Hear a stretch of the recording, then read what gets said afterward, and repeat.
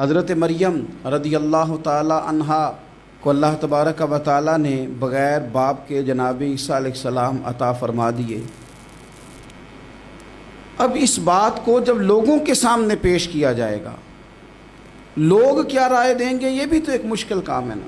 وہ خاتون، وہ پاک باز عورت جس نے اپنی زندگی کے سارے اوقات ہی اللہ کے گھر مسجد میں گزارے، جس کی ماں پاک ہے، باپ پاک ہے، خاندان پاک ہے، اس خاتون کو بغیر باپ کے جب گود میں بچہ لے کے لوگوں کے سامنے جانا ہے تو کن رویوں کا سامنا کرنا ہے، یہ آپ سمجھ سکتے ہیں۔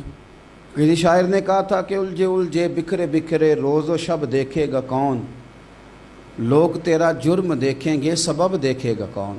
لوگ تو ظاہری حالات کو دیکھتے ہیں اور فیصلہ کر دیتے ہیں، سبب کیا ہوا تھا، وجہ کیا بنی تھی، تصویر کا دوسرا رخ کیا، اس پر تو غور ہی کوئی نہیں کرتا۔ اور پھر مخلوق تو فنکار ہے۔